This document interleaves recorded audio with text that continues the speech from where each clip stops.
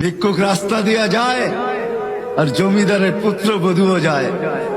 একজন সামনের থেকে আসতেছে, একজন সামনের দিকে যাইতেছে। দুইজনের ক্রসিং এর সময় ভিক্ষুকের গায়ের কাদা জমিদারের পুত্রবধূর গায়ে লেগে গেছে। সে দুনিয়া আন্ধার করে ফেলছে, স্বামীকে টাইকা নিয়ে আসছে, বলছে ভিক্ষুক আমার কাপড় নষ্ট করে দিছে। সে শুধু ভিক্ষুক ছিল না, বৃদ্ধ ছিল। বৃদ্ধ ছিল না শুধু, জীর্ণ ছিল, শীর্ণ ছিল। শরীরে কাপড় ছিল না, ফাটা চিরা কাপড় ছিল। পায়ে জুতা ছিল না, পেটে ভাত ছিল না।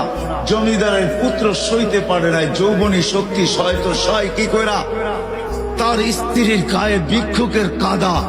বস সমগ্র শক্তিকে হাতে জমা করা, একত্র করা বৃদ্ধের কালে বসায়।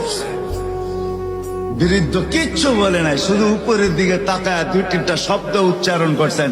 শব্দগুলা হলো ইয়া মাল্লা তারা হলো ওয়ুন, ও আল্লাহ চোখে দেখা যায় না। ও তারা কুল্লা শাই, তুই সব দেখিস। ফারা তারা মা বি, তুই কি দেখিস না আমার সাথে কি ঘটতেছে, এটা কি দেখিস না? বলতে দেরি যুবক, মরতে দেরি হয় নাই। জমিদার চলে আসছে, প্রতিশোধ নিবে। বৃদ্ধের একদিকে মুস্কি হাসি, একদিকে বলতেছে প্রেমের খেলা এমনই হয়। জিজ্ঞাসা করছে কিসের প্রেমের খেলা রে?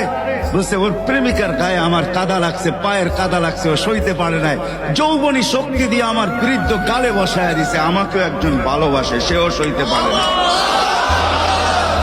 সেও সইতে পারে না। ও তো থাপ্পড় দিয়া খেলতো, সে জান নিয়ে নিছে, জান।